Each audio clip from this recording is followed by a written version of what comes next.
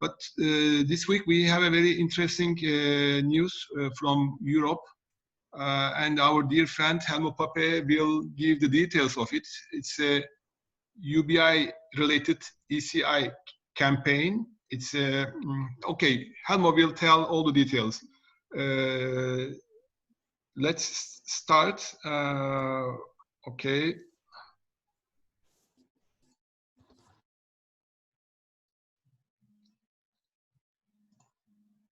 I'll Helmo, have to open the mic. Ah, you did it for Helmo, me. So, word is yours.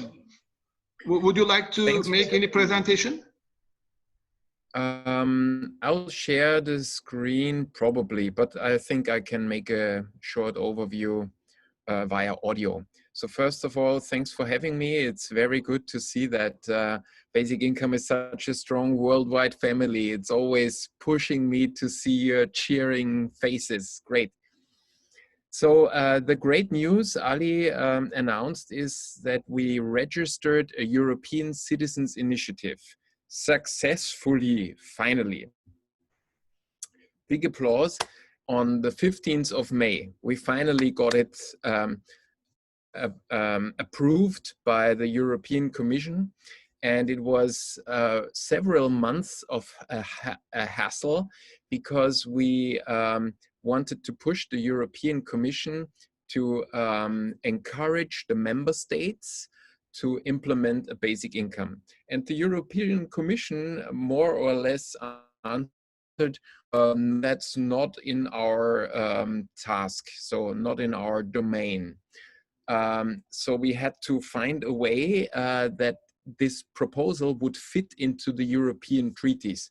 And the solution was to get it from a social topic to an economic topic. And economics, the European Commission said, yeah, that's something we can push. And if you align it with the European treaties that way, we're fine with it. So the subject matter is now, it will be strange to your ears because we use UBI in plural. So our aim is to establish the introduction of unconditional basic incomes throughout the European Union, which ensure every person's material existence and opportunity to participate in society as part of its economic policy. So that is now agreed. And the objection is we request the Commission to make a proposal for unconditional basic incomes throughout the European Union that reduces regional disparities in order to strengthen the economic, social, and territorial cohesion in the European Union. So that sounded great. And what is to do now? We registered it on the 15th of May. Now we got a 6-month period to actually start collecting signatures. How many do we need? At least 1 million. And 7 member states of the European Union have to at least propose the citizens initiative, and we got far more than that. We have almost every European country in our organization team. There are only missing out Cyprus, Denmark, Latvia, Malta, and Poland. And we even got Great Britain, but it doesn't help us anymore. Well, and when we successfully collect 1 million supporting signatures within 1 year, so we try to start in September 2020 and finish as well as in September 2021, we will get a hearing in the European Commission to make the point. And if the European Commission does not fulfill our proposal, they will have to make they will have to say why they don't support it. and we get an additional hearing, not that much, maybe a quarter of an hour in the European Parliament, but that will be our moment of fame. So we get the big stage. As you can see, more appellative, it's agenda setting, it's nothing too, you know, really hard fact-based to push it. But agenda setting is important. And what are we going to do now?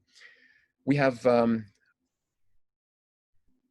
national coordination teams, and we are looking for allies like unions, like churches, like, you know, what else do we have here?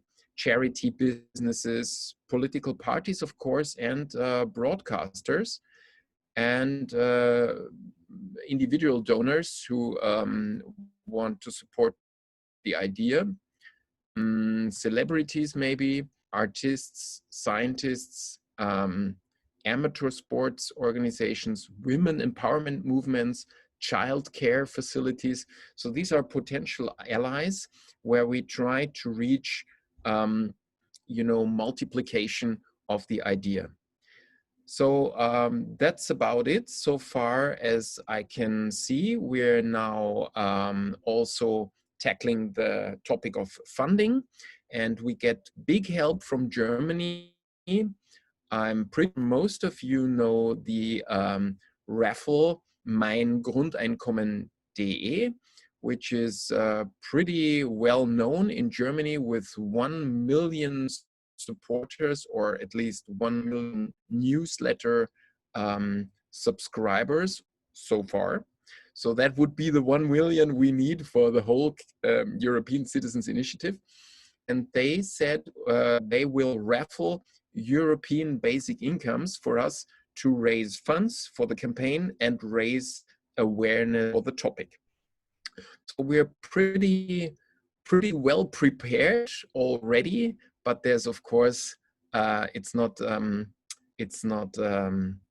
finished now. We don't have the security that it will work out fine, because when you look at the European Commission website, there are more than 40 European citizens initiatives being launched since this is possible, but only 5 did succeed in collecting more than 1 million signatures, and they all got funding. So please help us spread the big news, and news coming up very soon. Thank you so much.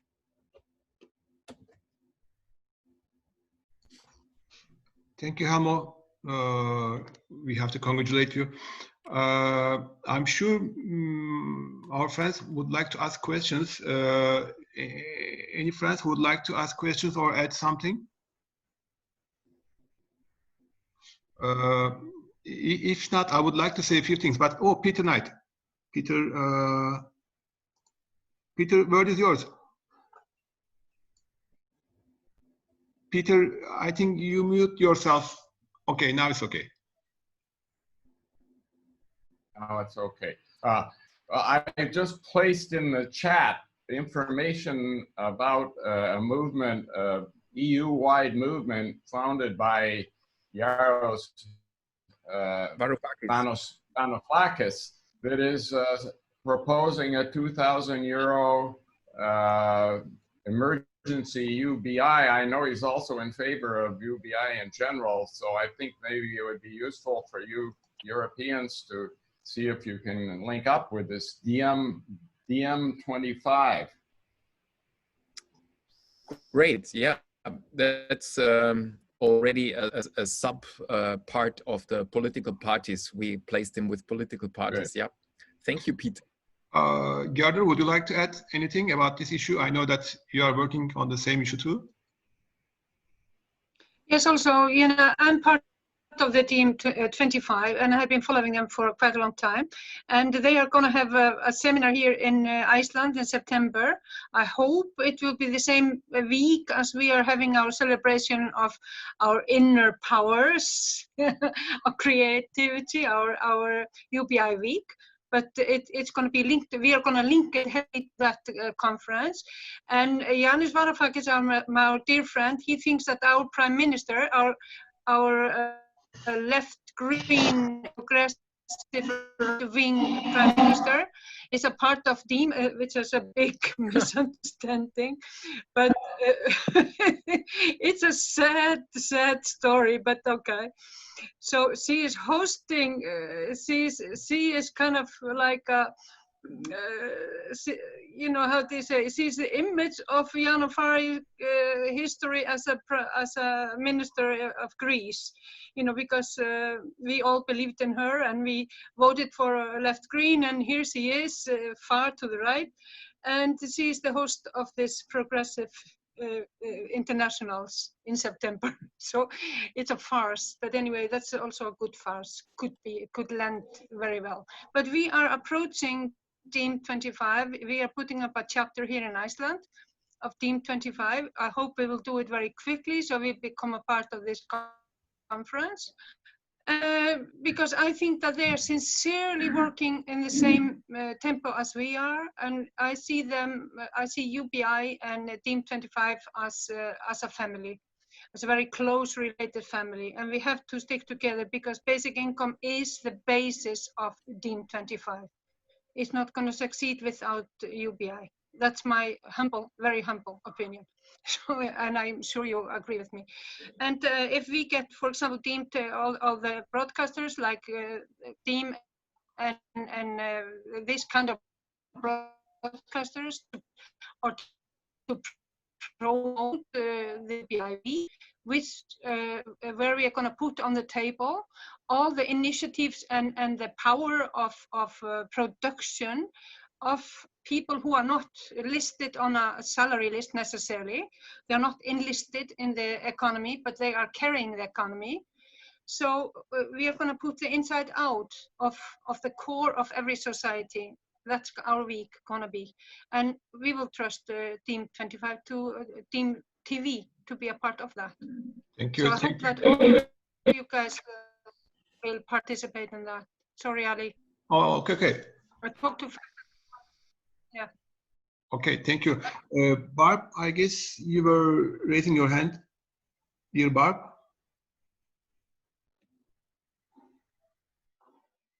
Barb. Yeah, just to say just a couple of points. Yeah, all right, I will come in then. Yeah, so basically the 6-month time limit, it's within that time, a signature collection system has to be set up, and this is quite a complicated thing. Everything has to agree with, you know, like each country has its own rules about it, and so it all has to conform to each country's rules. I think, I'm not sure whether they didn't do when they reformed the ECI, they didn't change that, did they? I haven't been involved with this so much, but just I was very involved with the 2013 campaign. And what had always been a problem, the reason that it's quite good at the moment is that it used to be that you had to start, you couldn't start collecting signatures until you had the system set up, but then your year started the day that the EC actually approved it. Now at least they give you 6 months, you know, to actually get the system together before you start collecting signatures. Okay, so then from the time that you've got your system together and can collect signatures, that's when the year starts. So that's an improvement. Thank you, Barb. Tony, dear Tony. I would just ask Helmo if you would send around the text that you read to us, or send me the text that you read to us about basic incomes. It was a very well crafted text, and I would like to be able to make use of it for news in Canada. Maybe I can do that via Ali, because you have the email. Dear Helmo, you can just directly send to the email group, then it will be going to everybody. Excellent. So, UBI advocates. Yeah. Dear friends, I would like to say a few words, but I would like to use a PowerPoint presentation, which we had presented last year in September. And afterwards, I would like to hear Gerder's, Ingun's, and Enno's comments about this also.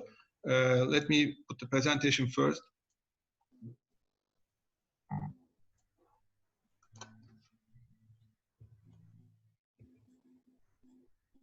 Oh.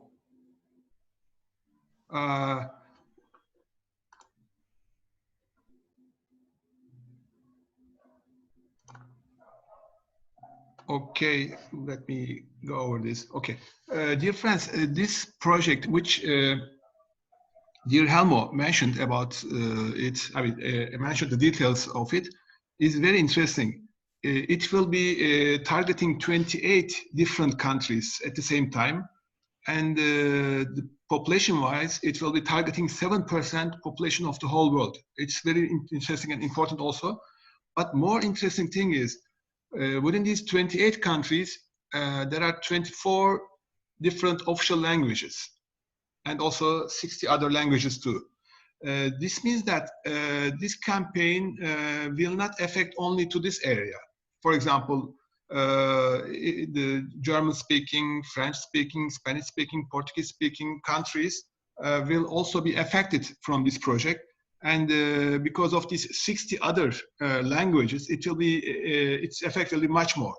For example, even Turkish is there, Hrvatski, Katala, Dansk, Deutsch, Frances, Svenska. I mean, too many different languages are there. For example, if you are campaigning in Spain and Portuguese, maybe it will be followed by the South America people. Or if you are campaigning in English, then it will be followed by Indian friends.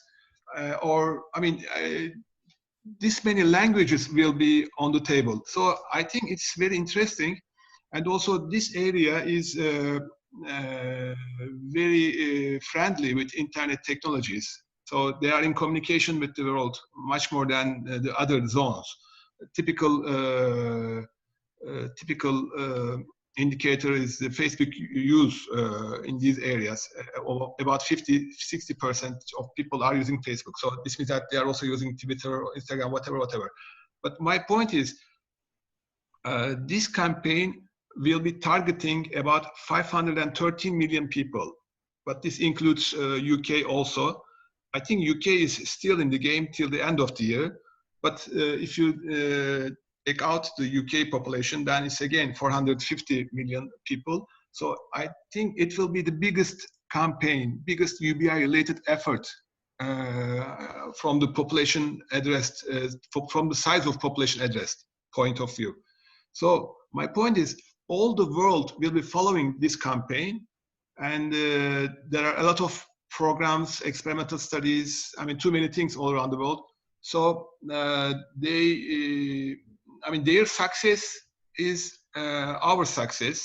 And if they have successful results, then it will have positive impacts in our countries too. But if they fail, then we will have negative impacts in our countries. I'm sure they will not fail. I am sure they will have a huge success. So my point is, all the world, I mean, all the people, all the UBI advocates should formulate a kind of collaboration mechanism to support these efforts. For example, I had previously talked with Ingun and Gerder a few times, and maybe we can try to prepare a kind of separate but separate organization just to support this issue. Because if it is there, definitely it will affect the other countries. So my point is, where was it? Okay. The whole world is in strong interaction, and the coming UBI-related ECI campaign will be followed by all the world. And my point is, we should try to do something, even if we are not from a member state of EU, from a EU member state. So this was my point, because I know there are a lot of experiences. For example, the experiences in Switzerland during the referendum period, or the experiences in other countries. So these experiences can be utilized during these campaigns, or there may be some celebrities or some, I don't know, all kind of activities may be considered. So my point is, it is an EU project, but it was developed under the umbrella of Universal Basic Income Europe. There are certain countries who are not members of European Union, but still we have to fight for the success of this project. It will be a very important benchmark or result, or I don't know. I mean, it's very important, I think. I would like to hear if you do kindly share your comments about this. I mean, it shouldn't be launched as a EU campaign only. All the world should support it. My point is this. Thank you.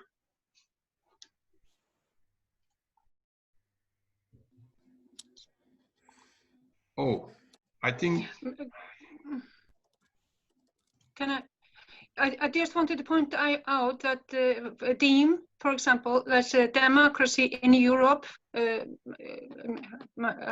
movement, but it has now turned international.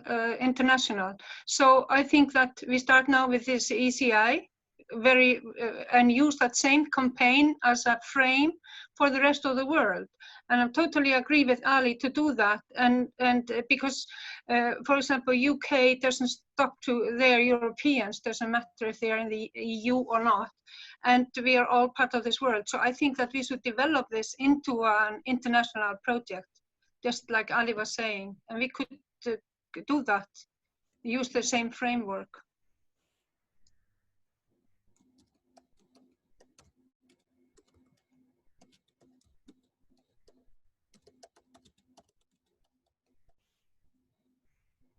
You're muted, Ali. Oh, dear friends, did you follow the maps while I was talking? Okay. And no, would you like to comment on this? I mean, you are from Switzerland and you are unmuted. Oh, muted.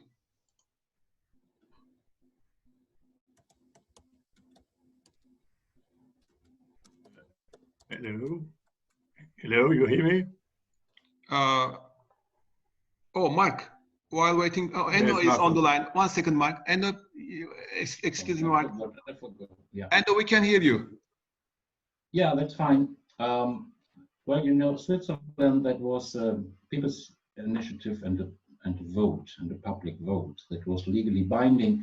So this is a European initiative, and it's online, and it's a petition. There is a difference. I agree absolutely that you say that this should be a worldwide event. I'm not so inspired by the impact that it can have on the European Parliament, but I know that you, Ali, are mostly focusing the public effect, and I think we can create that to a big thing. So the real political impact is not much, not legally binding, can be by goodwill, but this is different. This is, in my eyes, it's not really democracy, so this is more Roman Empire. They have had the same tools.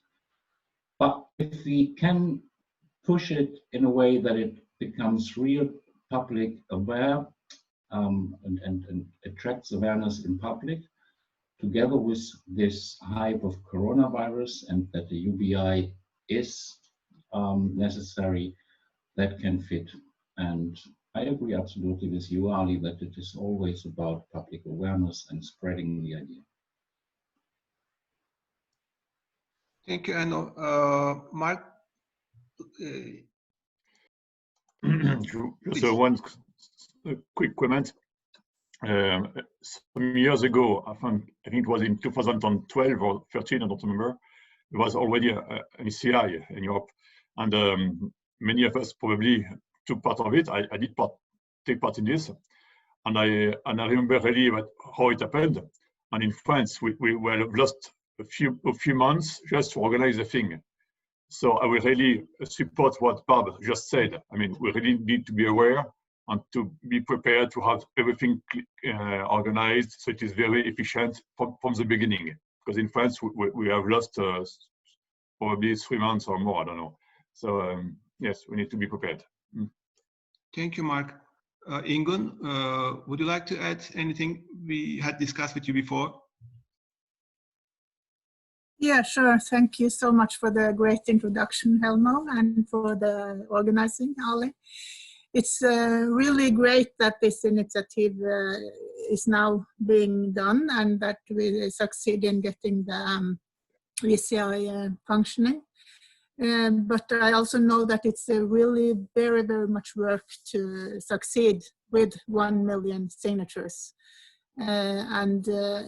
Because of that, because it's very, very much work, we should absolutely think like Ali is talking about, because it will be meaningful to do that much work because it concerns the whole world, because it's meaningful in so many aspects and it's meaningful for people all over the world. That's why we can do that much work that is necessary. And I have been involved in the ECI on climate income now. They just decided to stop, or they had to stop because they didn't get enough signatures in time, because everything has to happen within a year.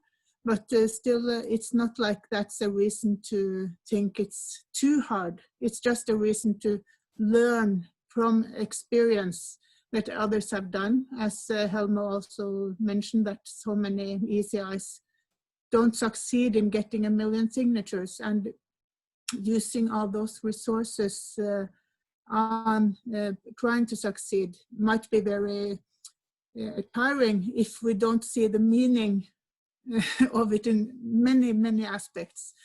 So at least they had done some calculations that normally you need €500,000 of money to have sufficient information resources to make an ECI on 1 million signatures to succeed.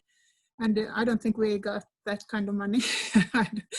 I don't think we have, but still we can succeed because we are a strong network. We are a strong network all over the world, and we have very, very good arguments.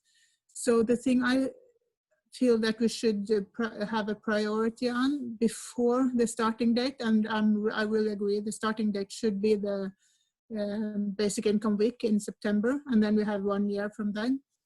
We should really concentrate on developing different viable models. So when you, as you explained, that we're going for several basic incomes, that was a very nice way of putting it. But then we also should present maybe on only 1 page different kinds of models that are viable, that we believe in, so we can present very clearly what a UBI model could be like in many different ways. So that's I think before the date of starting, we should really focus on creating many models that are easy to present and can be useful for people in different countries to help people understand how it is possible to do it in their own country. Thank you. Thank you, Ingun. Barb, would you like to say anything about the previous ECI campaign? Or yeah, just to say, yeah, let me lower my hand. Just to say that you know, the campaign before, we gathered nearly 300,000 signatures, and that was with no particular organization, just a committee of people, and really very few people, you know, sort of doing the Facebook, doing the Twitter, and also we had Stanislaus running around Europe trying to sort of get different, you know, either where there wasn't a group in the country, then he created one or helped create one, and, you know, trying to get other groups, you know, sort of basic income groups to support it. In fact, I mean, not, you know, kind of weirdly, or maybe not weirdly, not all of the BN affiliates supported it in Europe. I don't know if Michelle wants to say anything about that, but you know, I think it's really important this time. I mean, I agree with all that's been said before. But I think what is really crucial is that we get, you know, in order, I mean, I can't imagine that we won't get the million signatures, okay? But I think one really key thing to doing that is to get large civil society organizations on board and promoting it with their membership. Okay, that's how we started actually making headway in the UK, is when we got in touch with, and it was only at the very end, so we didn't actually make our quota, but it was really crucial. And I think that's the other thing, you know, because we're not a large organization, or UBIE isn't, and all of us together even aren't a large organization. I think it's very crucial that as well as the other things that have been mentioned, like different plans and you know, an inspiring campaign, it's very crucial that civil society, that other, and especially Europe-wide civil society organizations, or each country, that there's a plan to get civil society organizations on board with this, and that they send it out in their newsletters, that you know, they inform their own membership about it, because they'll have a much larger reach than we do. Yeah, that's all I want to say. Thank you, Barb. Helmo, I will give the last word to you. If you. No, Michelle wanted to say yeah, something. Yeah, sorry. Michelle, you are muted. Would you please? Okay, I'm. Can you hear me now? Yes, please. No, I've been quoted by Barb.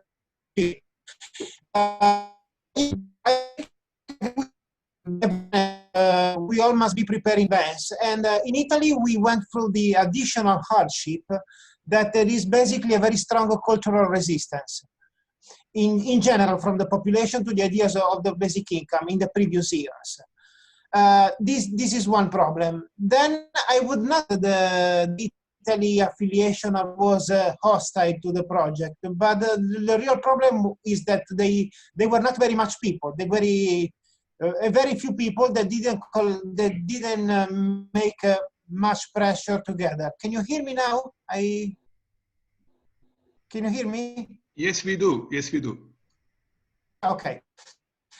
So okay. No, because the video streaming was a little bit disturbed. So the difficult hardship was that there is a general cultural resistance, and there are a very little number of very strong supporters, but they could not do very much on their own 7 years ago.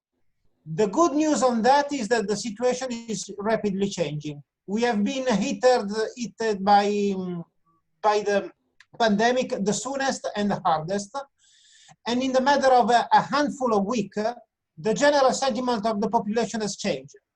I've seen people supporting basic income from the financial newspaper, which is a crazy dream only 6 months ago.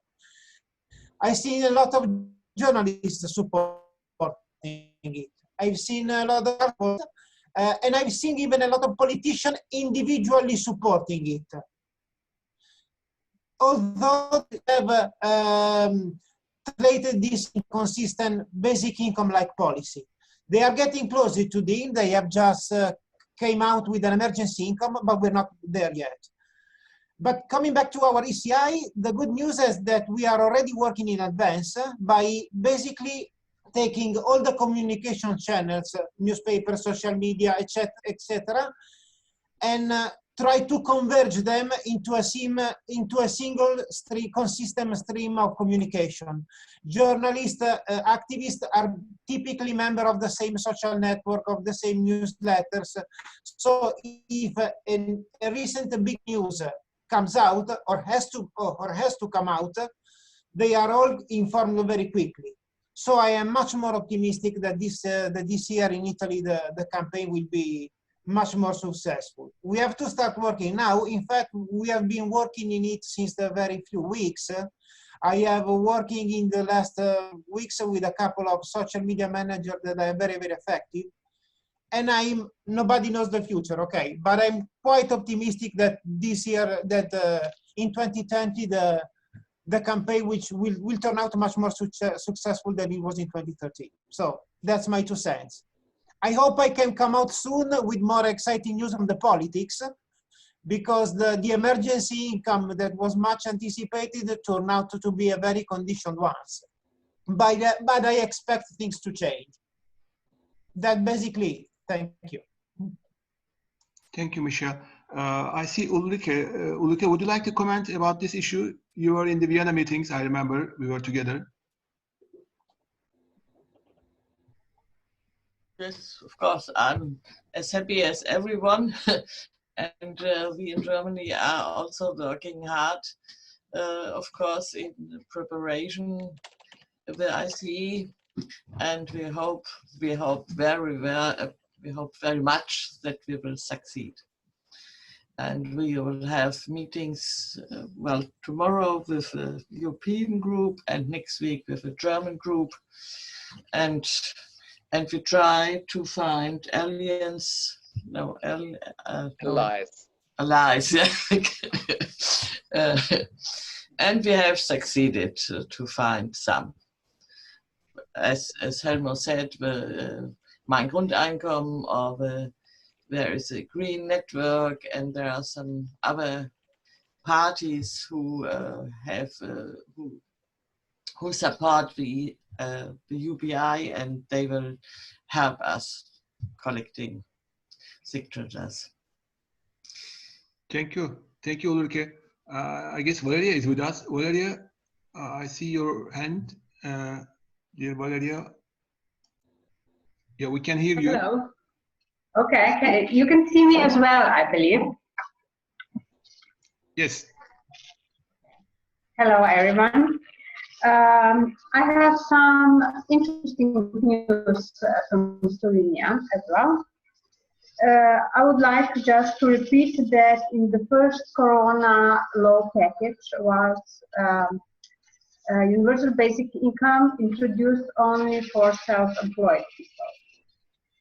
In the last third Corona law, they introduced a tourist universal basic income. Do you hear me, Ali? Can you hear me? Okay. Yes, we are all muted. We are listening you.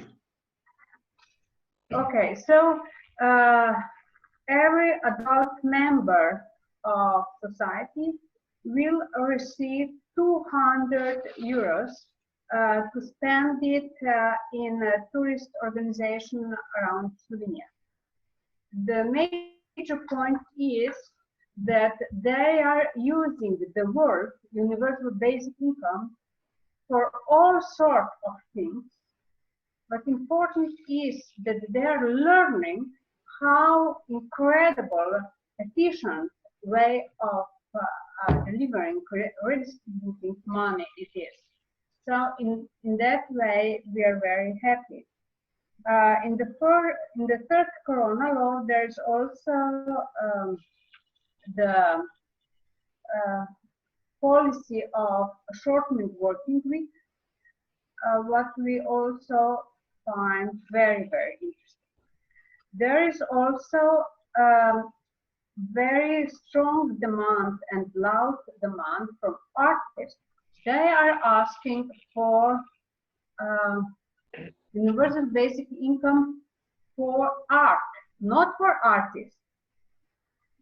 They would like that the state would give some money to all people to buy some art.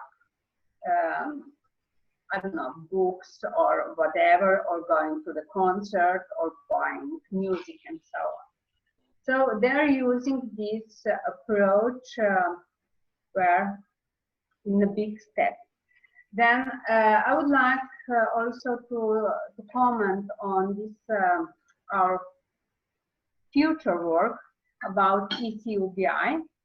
I coordinated that years ago, and in Slovenia we are used to say that we were the best country. So I expect we are going to be the best again. We are working and we are in media all the time. Brank Perlic, you know him, all of you, I believe, or almost all of you. He's now very deeply involved in making universal basic income as a main pillar of left parties. So it's something going on also on the political side.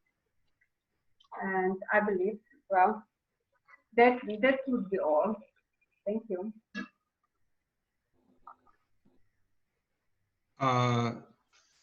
Thank you, Valeria. Valeria, would you like to comment about the ECI campaign also? About what? ECI. No. Thank Okay, you. thank you. Thank you. Is there any other friend who would like to say anything about ECI issue? Then I will give the word to Helmo. Helmo, Pekka, would you like to say something? Yes, I would like to say something. Please. First, we need to get those names collected. The most urgent, at least for us Finnish men, is to get the exact text of Pekka, can you go into the screen? I can't see you. The camera is not in good place. You can see part of me. First, we need the exact text. It was not, we got the information and we already started to prepare for collecting the names. Our Finnish goal is to get at least those 10,000. We are 1% of EU and we try to collect at least 1% of the names. And that we can do quite easily because 2 established political parties in Finland, the Greens and the Left Alliance, are for basic income. So they will help us. And internationally, I think our best ally in collecting names would be the European Greens, which all have basic income in their programs. We don't get their money, but we can get names from there in many countries. For example, in Germany they are strong and maybe can get 500,000 names there. But we need to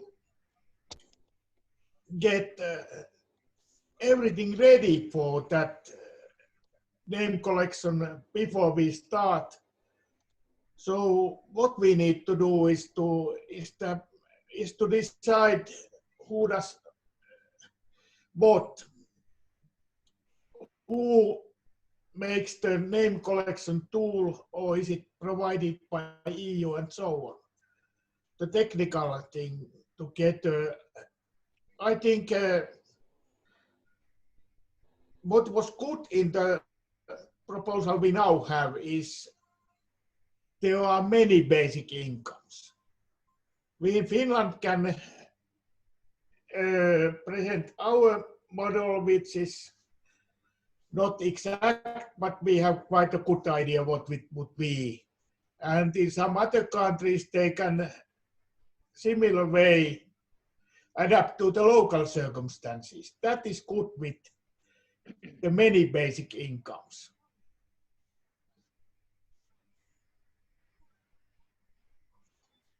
Thank you, Pekka. Dear Helmo, dear Peter would like to add something, I guess. Dear Peter? Peter? Yes, we can hear you, Peter. Thanks, Ellie. Yeah, the work that I'm doing is also predominantly about Europe as well. So can I share something on my screen, Ellie? Just pushing the screen share.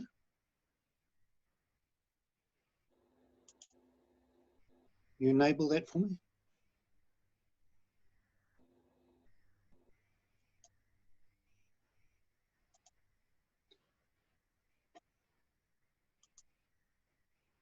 So can everybody see that? Not yet. Not yet, Peter. it's the first part of the artwork for this work that I'm doing. We don't see your screen It's yet. not gone through. Right. So this is the European. When it does come up, hopefully you can see it. It's the European and the US VAT 10% raise in the VAT rates. So it's a piece of artwork that describes it, and effectively it means that you would have to spend more than like 120,000 euros to be worse off with the UBI, given a 10% VAT rise. Has it not gone through at all, eh? Sorry. Oh, maybe you'll talk about it a bit later on in the thing. You might find it useful within the campaign in any case, because it really does show that 90% of people are better off with the UBI financed by a VAT tax. So you might find it as something. We're working on the artwork. I'm not absolutely happy with the artwork so far. This is the first draft of it. Hopefully I'll be able to show it sometime this evening anyway. Okay, thank you, Peter. Dear Hamo, before you, I would like to add a few things. The first important thing is, I guess you have to collect 1 million signatures, plus you have to fulfill the quota in 7 different countries at the same time. So there are quotas also for the countries. Secondly, definitely there are 28 countries or 27. I'm not sure about the position of UK, but I think UK citizens can sign it till the end of this year, because they are not a part of the legislation, but they are still, the citizens are still EU citizens. Barb is already saying no.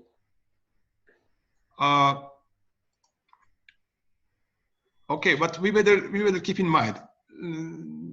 We better try to find this answer to this question. Secondly, I guess compared to the previous ECI, everything will be online and all the translations are being made by EU, so things will be much more easy. So without any huge organization in 2013, it was 400,000 people. Now it will be much more than 1 million people. My estimate was 5 million during September, but we will see what will happen at the end of the campaign. So word is yours, Helmo. Yes, thank you, Ali, very much for this very encouraging framing of this campaign or citizens initiative. But I want to come back to Enno, who said, well, it's not binding, it's just a petition. So we won't get universal or unconditional basic incomes in Europe, even if we collect 50 million supporting signatures. But, and this is a big but, what we can do now is bring the topic to the campaign able organizations. Let's see, unions, churches, parties, broadcasters. So we have a much better position than in 2013, not only technically that we will get everything translated by the European Union, that we get a good and reliable website provided by the European Commission to collect all the data without data protection issues being on the signature collectors and all that stuff. But don't let us not overestimate the outcome. So the European Citizens Initiative is something what I would see as a resonance field where people can show their support, but we have to create it. So politicians, as far as I'm convinced, are looking on what is going on surveys, what will people like to hear, and if we create, let's say, 10 to 15% of resonance in the population, or even more important, on the voters, no politician, nor left nor right, will come around the topic anymore. And that's my final statement. because there is no better story out there.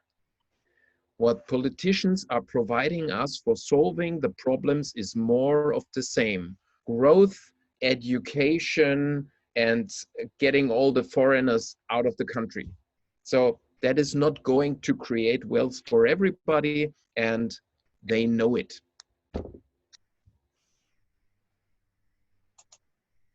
Sorry, Helmo, I didn't quite Thank you, understand Helmo. that last point of yours. Could you just say that again? Yeah, it was that I believe that there is no better story than universal basic income out there to help us solve the big problems of our times, because what politicians are now trying to frame as part of the solution is more of the same, which is growth, education, and getting all the foreigners out of the country. Thank you, Helmo.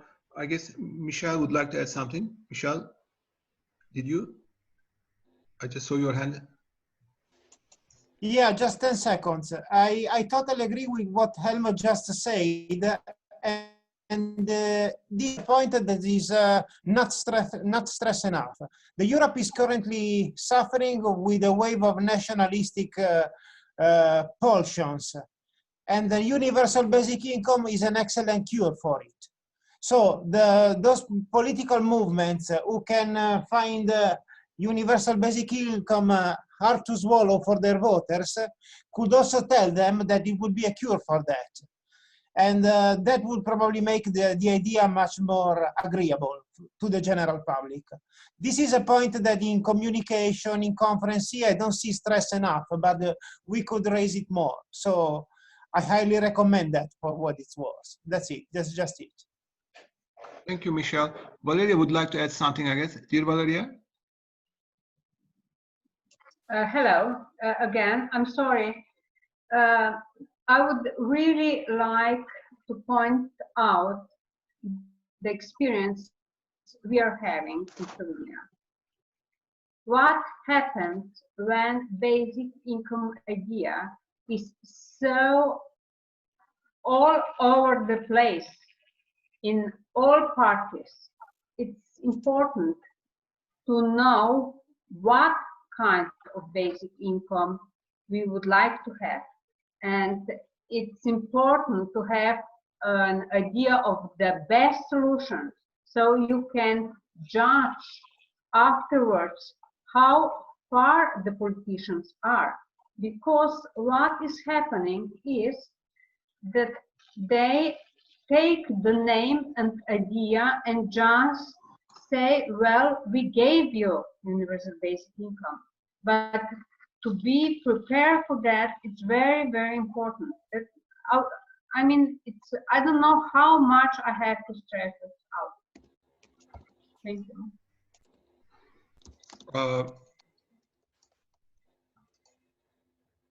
you. Thank you, Valeria. Dear Peter, you would like to share something, I guess, but let's finish this discussion about ECI.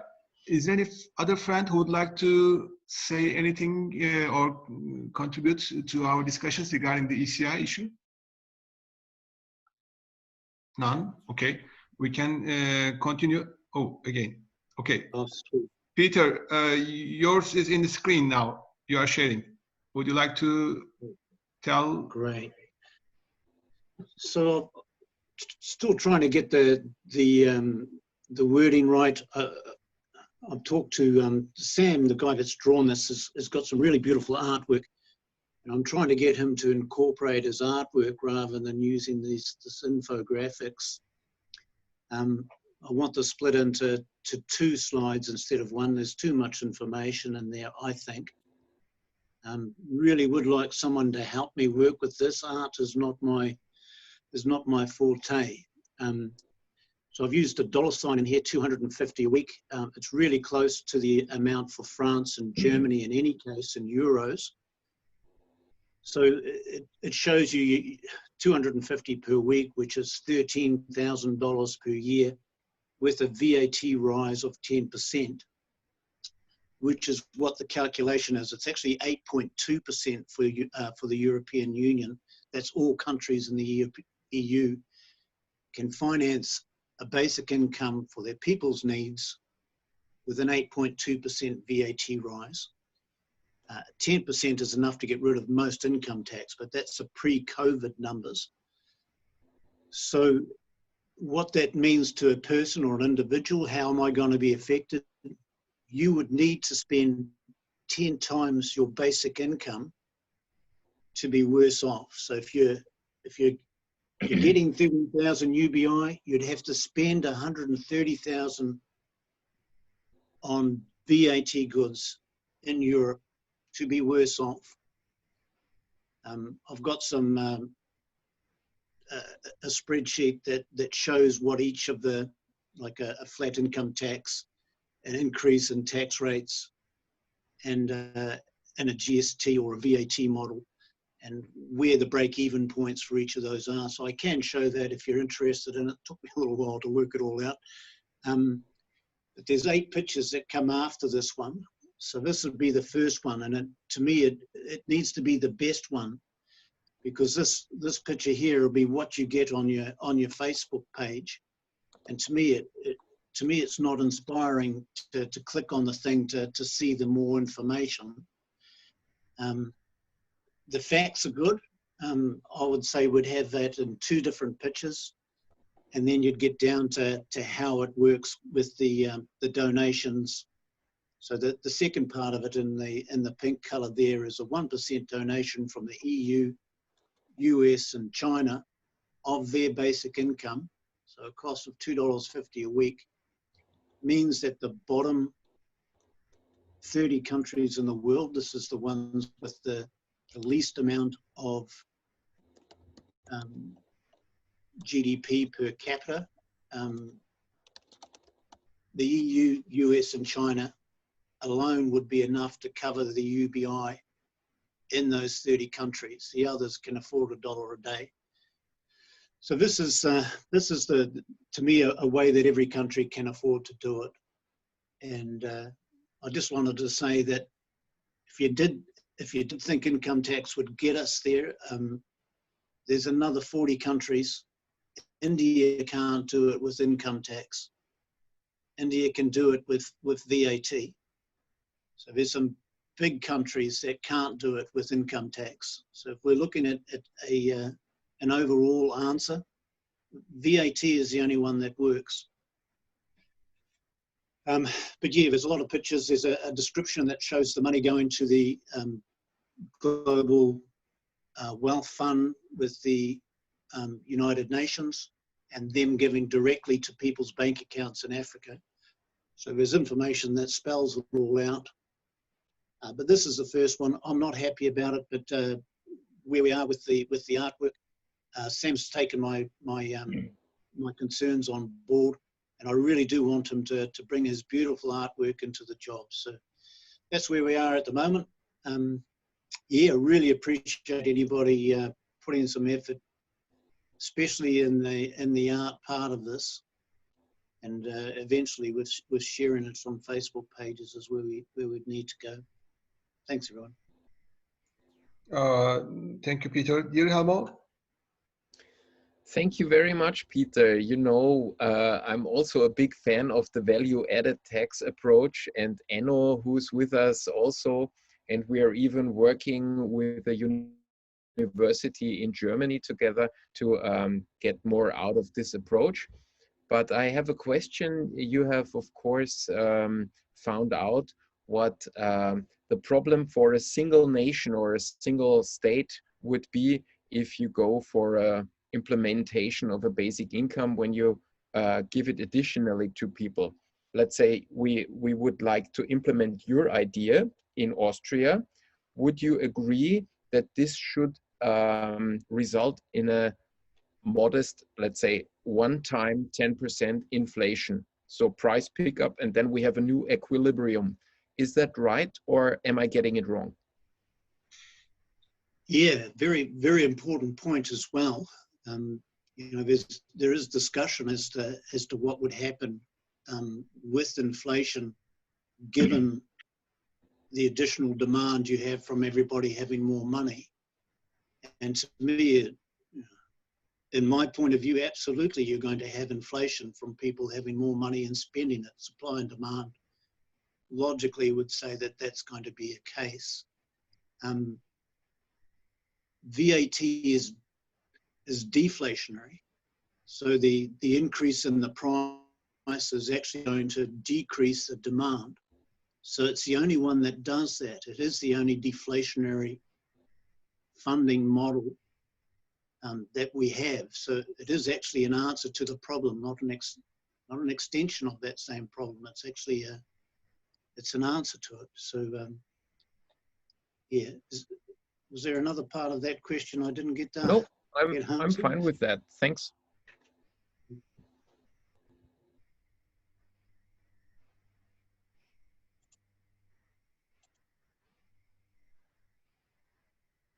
Dear Peter, can I remove this screen share? I'm trying to get out of there. Thank you. Okay. Okay. Thank you, Helmo. Any friends who would like to comment about these discussions? I cannot see any hands. Okay. So thank you, Peter. Oh, John Mills. Dear John, word is yours.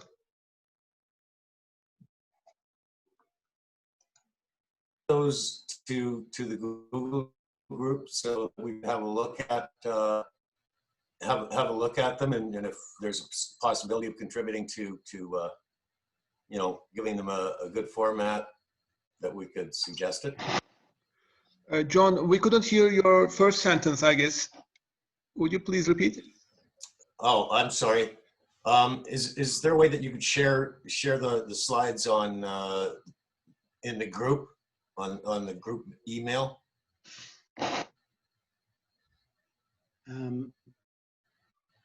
I have just tried to save it. I've got it saved in a file.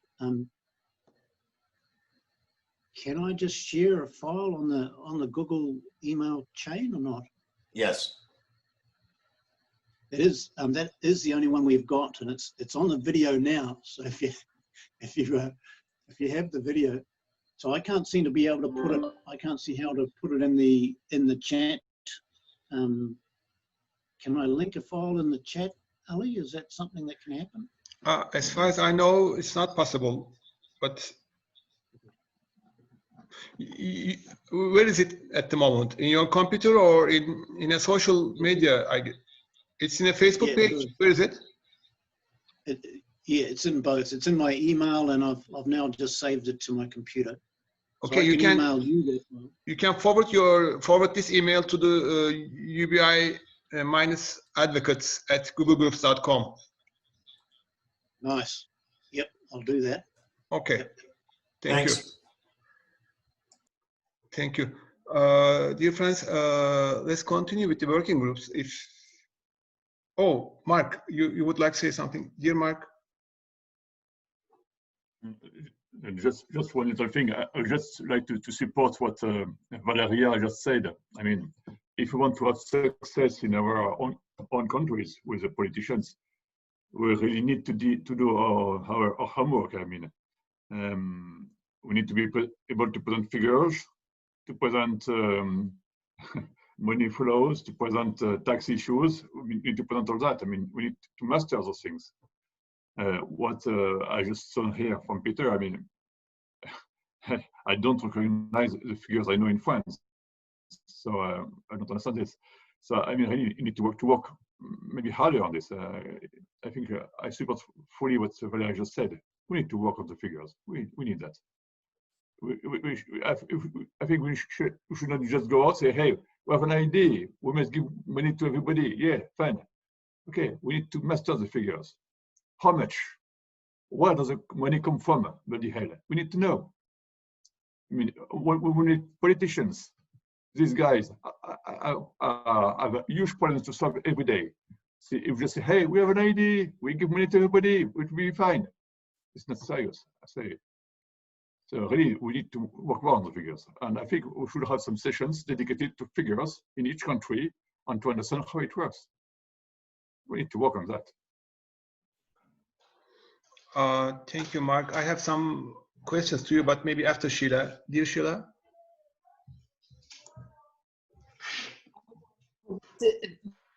The same thing. I wanted to come back to what Valeria said, because I think this is really critical. In Canada, we've got proposals coming out the woodwork from people with very little detail. We're really fortunate that we've got a lot of the detail worked out, and that there is, I think, a relatively clear, implementable path in Canada that we're already on. But everybody's jumping on the bandwagon, and everybody's trying, they're developing things that are looking more and more and more like a basic income, but trying not to call it a basic income, because then it's their great idea and ignores the work that we've been doing for 20 years and that sort of thing.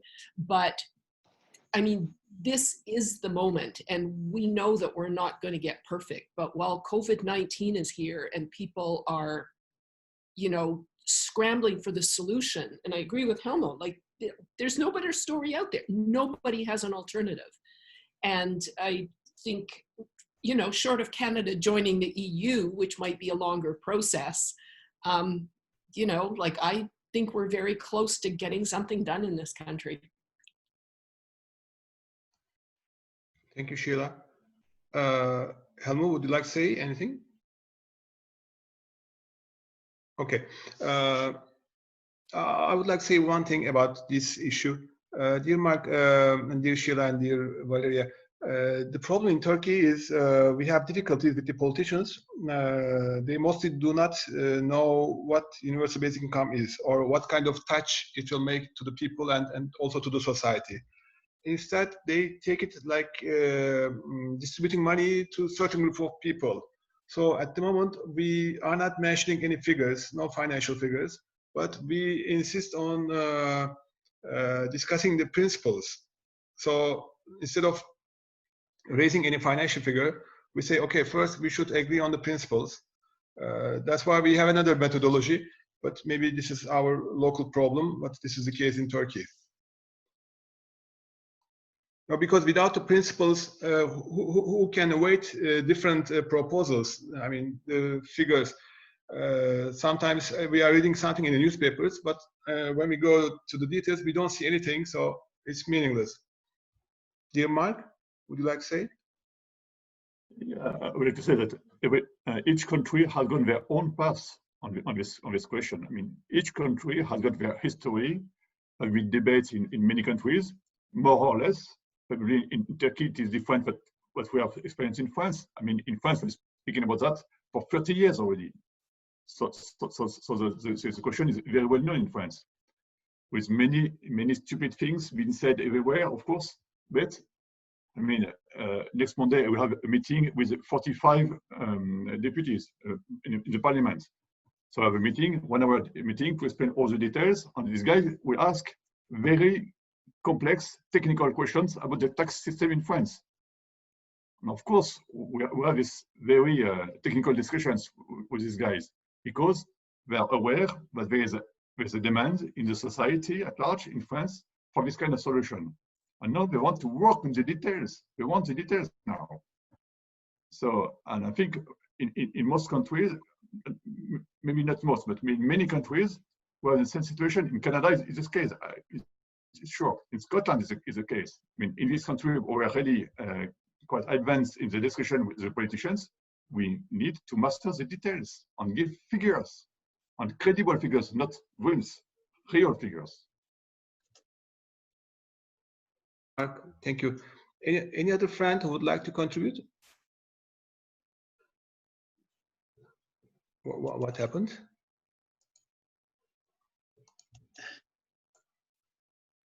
Okay, now it's okay. Any other friend who would like to contribute about this discussion? I'm trying to, oh, Tony, dear Tony, please unmute yourself. Okay. Thank you, Avi. I would just like to say that I think as countries get closer to the political will to implement a basic income, it's absolutely essential to work out the details as we have done in Canada, and to have the costing and financing, have some conceptions of it to be able to speak to politicians and the public. And I do agree, I forget who said it earlier, but each of our countries has its own history and its own cultural existence. And the basic incomes, I love Helmo's idea, or the text that says basic incomes. There will have to be, I think, a variety, a large variety of details worked out to meet the circumstances and the history and the available programs already there in our various countries. And so I think as the discussion is saying we need to have details, I take that as a very heartening indication that people feel we're getting closer in a variety of countries. Once we get close enough, we're going to have to give politicians detailed content, not just principles and values. Thank you. Thank you, Tony. Any other contributions? None. Okay. Dear friends, I read a message from Hilde. You know, she's leading the first working group, and she says that there is no news from the working group number 1 because, you know, we are waiting for a response from the United Nations. But I know that this working group, I'm a part of it also. We are coming together and we are working on the letter, but she had to leave, I guess, and she left that message. I have to leave, no real news from working group number 1. So this was the report of working group number 1. But we have Annie Miller here. Dear Annie, would you like to tell the position of the working group working on the survey? Yeah. Working Group 10 has been meeting weekly, and we're trying to create a questionnaire which will answer 3 survey questions.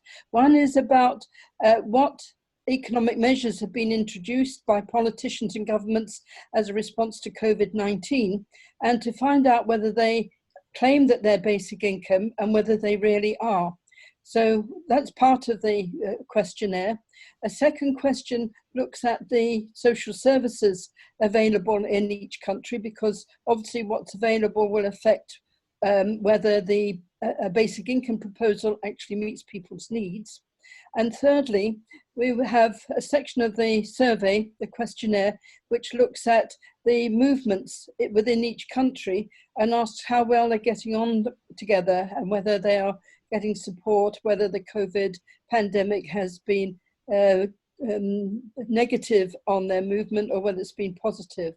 So we've been trying to state clearly what the context of each part of the survey is and what the actual objective of the survey is, and to get it as carefully worded and clear as possible. And Reinhard has been very contributive in this as well. So it's still early days. We've still got to work out the questionnaire, make sure it's clear to everybody. We'll trial it on our own working group, and then when it's ready, we hope that we can share it with the rest of you and get your responses, and those from affiliated Biang groups in each country, or where there's no group, to get local Biang members to respond to it. I think that's all I need to say at the moment, unless Reinhard or Ali has got something else to add. Thank you. Dear Reinhard, is he here? Okay, he is here. Okay, dear Reinhard. No, I'm happy. Gave a very clear where we are, so I thank you. Oh, hello. Dear Reinhard, we can hear you. A very good summary. Gave a very good summary. Yes, can you hear me? Yes. Yes. Okay. Yes. Yes, Annie gave a very good summary, so there's nothing I can add. Thank you. Dear Sheila. Yeah, I wanted to echo too. Annie's done an amazing job, and I'm behind. I owe you stuff, Annie. I'm sorry. But I had my hand up actually for the earlier discussion, and I just wanted to reiterate Ali's point though about principles.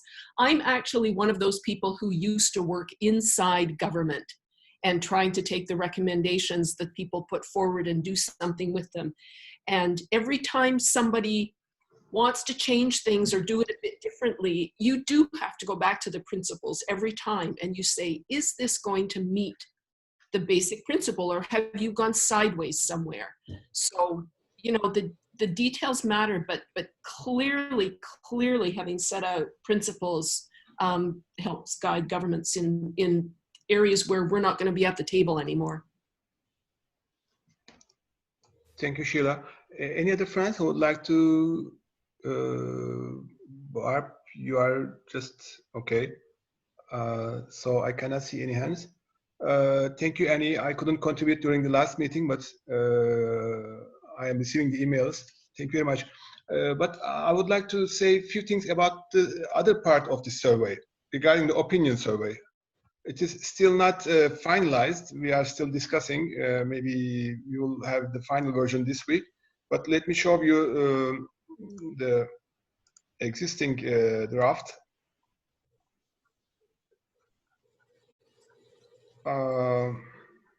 Okay, here.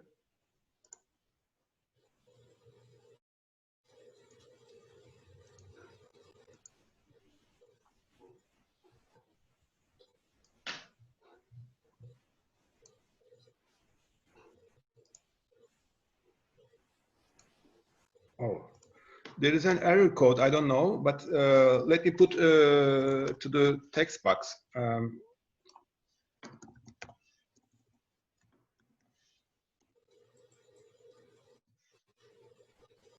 Oh, okay. I will put into the text box. But the issue is we have two parts in our survey. One part was to collect quantitative data, factual data. The other part was to receive opinions from UBI advocates. And there were a few questions. Later on, we decided not to ask questions one by one.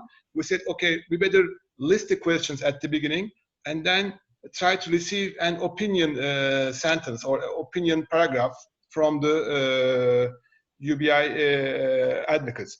I am putting the questions to the chat box. But still they are draft and hopefully, okay, it is in the chat box. Let me read very quickly. How have the UBI movement in your country been affected by the COVID-19 period? Negatively, not affected, positively, tremendously positively. The second question is, considering the UBI related discussions during the COVID-19 period, do you think the soul and characteristics of UBI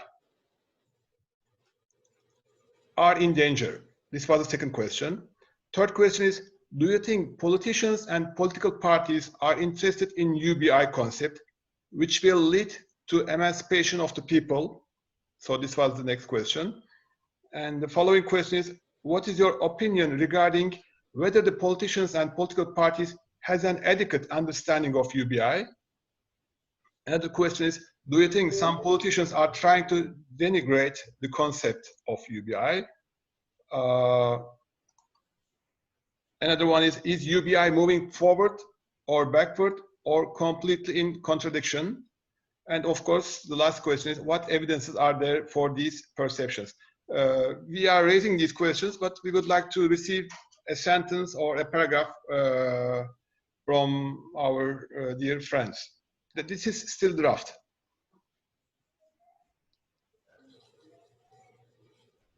If there is no comment about this, or you can comment by chat box or by email also, any modification proposals. But hopefully during the next meeting of working group number 10, it will be finalized, and then we will circulate the questions. Okay, I see there is none. Any other friend who would like to say something different today?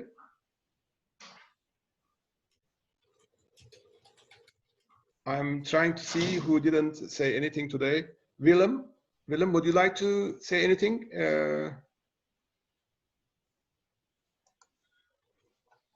Nou, thank you. Oh, wacht even, dat kan helemaal niet.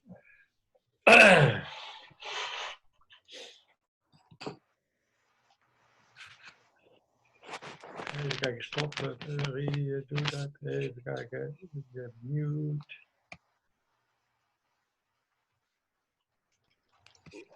We can hear you now, Willem. No, well, I will respond on your survey questions later on, if that's okay. What you just told us in the chat, I will answer these questions. Okay, Willem, do you have any other news from your country or any other thing you would like to mention? Well, there is a exceeding interest in the basic income movement in Holland. Several broadcasting organizations are contacting us in order to get more information about the ideas about UBI. So that's a good thing, I should say. But on the other hand, it's going very slowly. All the measurements taken in order to control the COVID-19 results in the society are extremely complicated for a lot of branches in society as such. So we should have reasons enough to propose for a kind of basic income to our government, and we are going to do that also. So that's about the Netherlands, but I think that's everywhere the same. So tomorrow I've got an interview with one of the broadcasting organizations, and yeah, that's about the ECI proposal and things we are going to do in the Netherlands about that European Citizen Initiative. So still going on, I should say. Thank you, Willem. Dear Valeria? Yes, you know, the question about what happened during the COVID pandemic. But as I said, we were so successful that our movement is disappearing.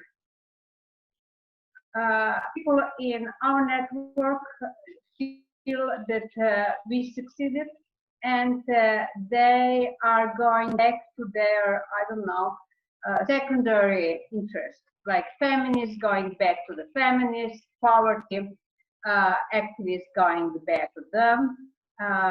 So most of it, it's like, I don't know, I just hope that we can get this UBI done by the public, not by activists anymore, because our group of people is like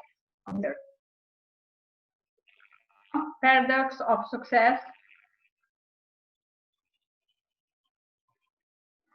Valeria, you mean mission completed in Slovenia? Yes, for our group, we had a goal of promote UBI and get it to the politics. And yes, people have a feeling we succeeded.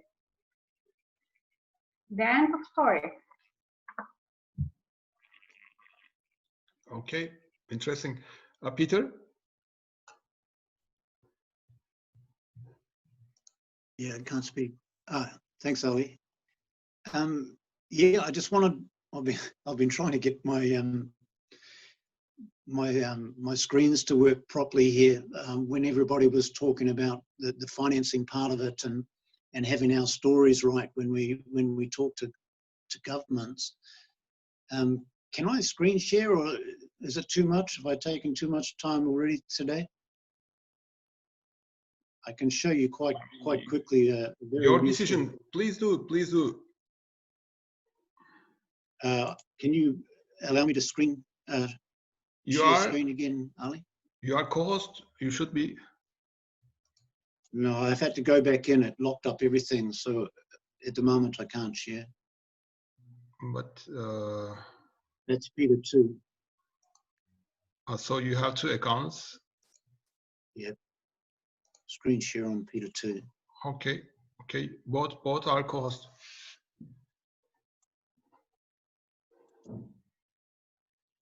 Okay. Now, can you see that? Yes. Can everyone see the spreadsheet? Now this, I've found this for every European country. I've found it for India. So you, on the first column, you've got the different ranges of income, and on the second column is the number of people that earn that amount of money. The next one is how much tax they pay. So, sorry.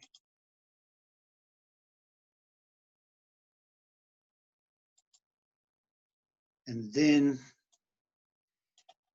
a flat income tax. So this is the one that was introduced and suggested by the National Party of New Zealand, a 48% flat income tax. And you can simply compare one tax to what they paid before and add the UBI. They suggested $300 a week. And from that, you can figure out when the break-even point is. So you deduct the increase in taxes from the UBI to find the break-even. So in New Zealand, for that one, it was 48,000 New Zealand dollars. If you make more than 48,000 New Zealand dollars, you're disadvantaged. If you're under 48,000, you're advantaged.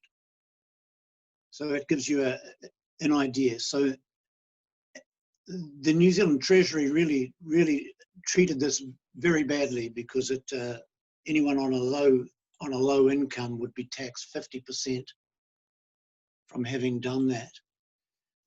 This next one is the current suggested basic income in New Zealand is $250 a week, a 33% tax rate.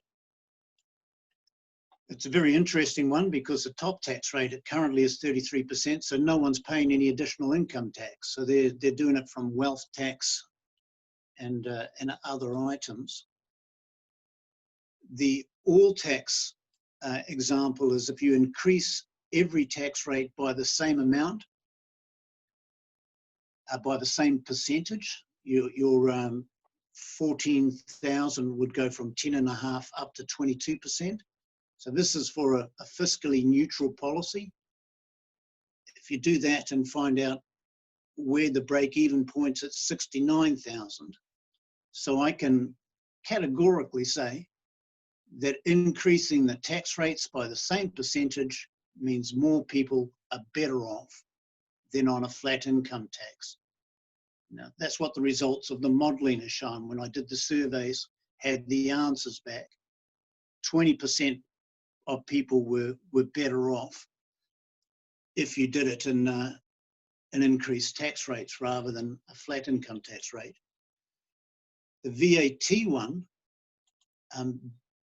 so that was at $300, the all tax one, which is the same as the New Zealand one. The current one in the Opportunities Party is 250, which I think is very small for a basic income in New Zealand. You'd need rent supports and all sorts of things. The VAT one, because of an increase in cost of living, you had to increase the basic income. Otherwise, the poorest would be worse off. So that brings it up to $331. And if you see where the break-even point is, it's at $82,000. So the question here is, how did you calculate the increase in GST or VAT? And it isn't an easy job, but I've labelled everything. Everything is there so that so someone can understand. So all you've done here is assumed that you would spend all of your money except for 10%. The average saving rate in New Zealand is 10%. So you're not saving that. So therefore, you're not paying additional VAT on money that's sitting in your bank account. And also, there's no VAT on rent or mortgages or interest. So in this spreadsheet, I've assumed $150 a week is rent, which is slight or possibly more than that. So that gives it to 82,000. These are people, you know, the difference in the percentages is like 20 or 30% more people are better off if you do it in a different way. The final one, which is the one that I'm suggesting for Europe, is if we give income tax exemptions right through to about 60,000 euros. And if you do that, the break-even point is down here at $110,000. So when I say that 95% are better off, not only does that tie up to the calculations that I've done here, also the 4,000 people who put their details in, 94% of them were better off. I don't have any doubt about what I'm trying to get across to everybody, but it's not easy to understand. But simply having this taxable income chart from your inland revenue departments in your countries gives you the information that you need to try different models to see what makes sense and what's better and what's not. Thank you very much for your time, guys.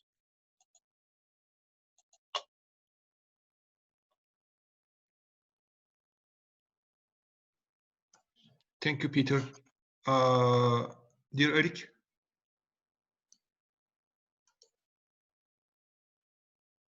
Dear Eric, I guess you raise your hand.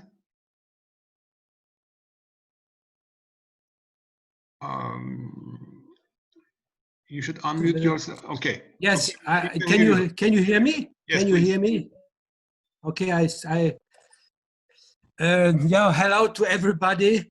I'm missing already some people here. Helmo has left already. Yes, he left. We are 20 now. Because I was going to have a concrete question to him. Does this signature collection already has started, or is it now going to start? As I wasn't sure about this. Dear Eric, let me answer your question. It was just approved. I mean, the text of the petition is approved by the EU. And now they have 6 months time to start the campaign. Within 6 months, they have to start. It has not yet started. Yes, after the starting date, they have 1 year time to collect 1 million signatures from 28 countries. Yes, okay. Okay, thank you. I was going to ask him again because I have already signed something, but it was not this one. But remembering the 2013 here in Hungary, so we 2013 we missed by 2,000 signatures. We missed our target, and I was going to say what is helpfully here in Europe is if we should learn from those countries who have done very well at the time. For instance, it's Bulgaria. Bulgaria had 1,030%. They absolutely succeeded. Bulgaria was the first one in Europe. They had the most signature. Even in Bulgaria was really a success, the signatures at 2013. But not only Bulgaria, also Estonia was very good in the last run, and Holland, of course, was very good. So Hungary was not too bad, but in 2013, we needed more 2,000 signatures, and we couldn't get that 2,000. And we have to learn from our own mistakes. Why this happened? Why couldn't we, on the last run, we couldn't reach the signature? that is one thing. And the other thing is, unfortunately, Hilde has gone also, because I was going to ask her also something, because I saw her TED speech in the internet. She was talking about these, can you see there's these sustainable goals, these 17 sustainable goals. I was going to ask her because she's... Eric, we can't hear you well. Yeah, I go, okay. Now it's better. Well, just a minute, I put it louder. Can you hear me now? Yes, now it's much better, please. Yes, thank you. So we were talking last time is also with Hilde, because Hilde is some kind of specialist for these sustainable goals. But as I said last time, second meeting in April, I said, these goals, they are valid until 2013, from 2015 to 2030. As I said already, there's a lot of points in that. So it's not so reliable, these guidelines. You know, as I said, it's missing noise pollution, pollution of light is not in. So it's very, very, very, it's not really professional. But this is official. This is the official. And why I'm saying that? I'm saying that because, you know, what we are facing now is a very, very serious crisis, a biological crisis. And it's not only this, it's also a conflict of generations. Eric, the same. Eric, I guess we are not able to follow you. I mean, your voice is very noisy. I mean, yes. It's not only me. Most of our friends cannot understand. Yes, my speech. Yes, okay. I try to use this one. Maybe it will be better. Yeah, I'm almost finished. Just one. Dear Mark. Can you hear me now? Can you hear me now? Yes, please continue. Is it better now? Is it better now? Yeah, I hope so. Yes. Yes, I was talking about these sustainable goals, the official, the 17s, and I was saying about the crisis, COVID crisis. I was saying that in fact, it's not only a biological problem, it's also a conflict of generations, and that's why we have to concentrate on our strategies. How can we move on with this income as social sustainability? But there's one thing we have to accept, and this is what I'm. Can you hear me? Eric, unfortunately, your connection is very noisy, and we cannot understand your words. But can you hear me now? Yes, now we can hear you, but okay. Yeah, we can hear you. The quality is not good. The sound quality is not good. Now it's okay. Yeah, I try again my last ideas about this. What I'm trying to say is, so we are always talking about economic and social sustainability. We are now in a biological crisis. We have to look on this aspect. Why? Last time I couldn't explain why. The ecological sustainability is a requirement. Eric, unfortunately, yes? quite noisy and almost impossible to understand your words. I don't understand why. It's a technical problem. It's I don't know. I don't know. Last sentence, yes. It is a requirement. the ecological sustainability is a requirement for basic income. We cannot forget this. It's not the other way around. So if you have basic income, you introduce basic income, you still don't have ecological sustainability. So we have to think the other way around. We have to concentrate first on ecological sustainability, and then automatically basic income will come. Thank you. Not automatically, of course, but it will come. But we don't have to mix. The ecological point is more important than social sustainability. That's all I want to say. Thank you, Eric. Thank you. Dear Janus? Oh, hello. Thank you, Eric. You reminded our very successful campaign in 2013-14. I have some explanation or speculation why we had success. Just because of the very clear message, very intense campaign in Facebook, and also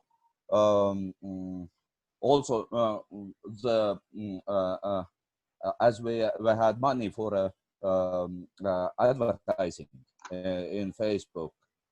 This worked also very well. And one thing, this is the fact that we had data about the support signatures about every country. And that made gave us possibility to give this campaign some kind of competition flavor. So it was a half entertainment. Well, Estonia has so many support signatures. Can we make even better? And people was exciting, and that's why I asked to the We Move EU team to add the functionality to their portal to show also the voters, the number of voters of each country. I can even write some code for it, but what I miss their intention to to make some collaboration. I don't know why why this is, but and other thing, when I think about the future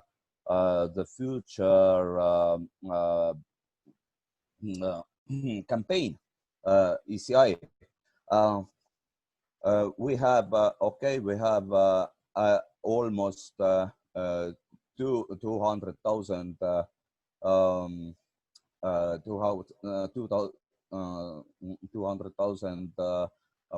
voters in the We Move EU. It will be very very nice if they could send or forward some call for every signatory to look for the new upcoming campaign. And if the collection of the signatories starts, then we will say people that yes, now it's started. Please give your give your voice. But they told me yes, they can't do this. Janus, thank you very much. This is an important issue. Dear Mark, okay, after you. What you will say, I guess, I would like to, Annie, will you stay? Few more minutes. I would like to ask a question to you and to Ingun, especially. Ingun, okay, she left. Okay, dear Mark, after you, I would like to ask a question. Okay, so just a quick reaction about after the presentation by Peter.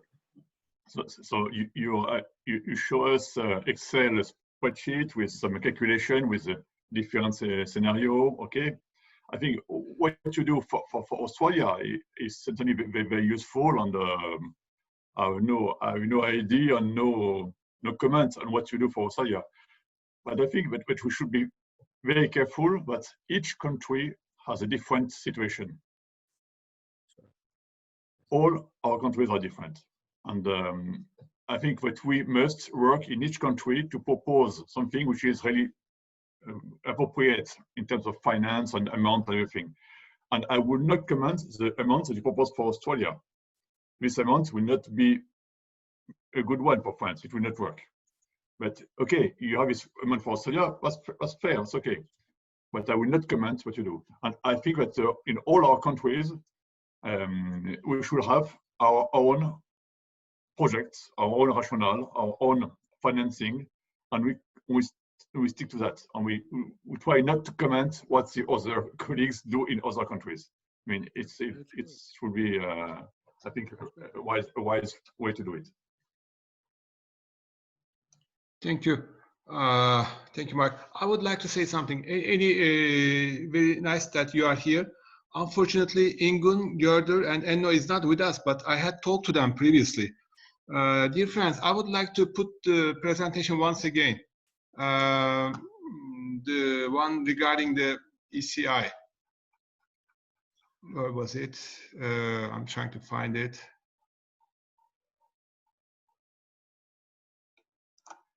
Okay, here.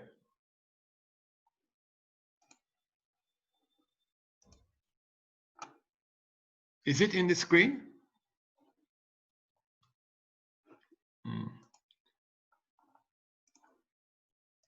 Okay, there is something wrong with the sharing system today. But my point is, this ECI campaign is very, very important for the whole world. 7% of the whole world's population is being addressed during this campaign, and 28 countries, 24 different languages. You see, also there are a lot of people who have roots in other countries. For example, there are many Brazilians in European area, many Chinese and many Turkish and many Indians and from different countries. They are also, some of them do have double citizenship, etc., etc. So it will affect the whole the world. So my point is, we should have a working group to support them, because if they are successful, it will be our success. You know, when we are talking about UBI, we are talking about Andrew Yang. He's in the United States, but he's doing a good job. So we say, okay, things are being discussed there, so it's good for us. But if he's not successful, then it's bad for us. So my point is, we should have a working group on which should try to support the ECI campaign. And previously, I had talked to Gerder, Ingun, and Enno. They are from Norway, Iceland, and Switzerland. They are from non-EU member states, so they are from. They are not a part of EU. So my point is, we should have a working group. Do you agree? And any other friends from countries other than European Union area, do you agree or would you like to participate? Any? I think we would need to draw up what the of it carefully, so that we're not wasting effort. I mean, is it to help the EU? Is it to help the other countries to profit from the experience of the European countries? It's an interesting idea, but I think we need a bit more thought to go into it. Can I just add a quick aside? I'm very impressed with Peter and Ian Middleton from New Zealand, because every week you have to get up in the middle of the night to join us. So congratulations, well done. Yeah, that's good. Do you think it's worthy to discuss what we can do or what we should do? Because I understand that there will be a big campaign and they will produce a lot of campaign materials. Even these materials might be interesting to the other countries because they will be concentrated. They will have some fundraising. Maybe they will use some graphic designers, some marketing people, etc., etc. So I'm sure there will be a huge potential of synergy between the other countries and the EU area. It would certainly be good to keep in touch with what's going on. Well, let's start with a working group and see how far we can take it, and see what objective we resolve for ourselves. Okay, let's work on that.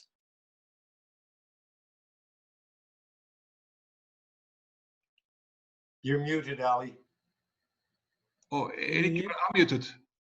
Yeah, and can you hear me? Can you Yes. hear me now? Yes.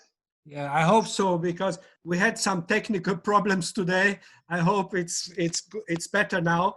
And thank you very much to Janusz for his report about the situation in 2013 in Estonia. It was very interesting. If Valeria is still there, then what she said in the chat box, I know all that. Slovenia was very good as well, of course. I remember that. But what I'm saying is we have to learn from our mistakes.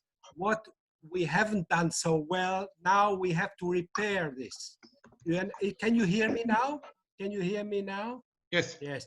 So we have to learn from our mistakes, so that then we have a progress for the next campaign. And I also agree with Mark from France. What he said is absolutely okay from my point of view, that every single nation in Europe, every little country should have their own concept. As we always say, they had their own history, their own economic, and so the situation in Holland is not the same as in Bulgaria, or in Finland. It's not the same as in Spain or in Portugal. So that's why every country should have their own concept of basic income, but they should have one. They should have one. But may I say one point more? One point more? Yes. I have sent to everybody, not to everybody, to a couple of people about this. I saw a very interesting film in YouTube from a professor. He is a professor for Islamic philosophy, and his name is Dr. Shayed Hossein Nasser. Dr. Shayed Hossein Nasser, you can see him in YouTube. He's a professor for Islamic philosophy, and his idea is the world is out of order at the moment, out of balance, out of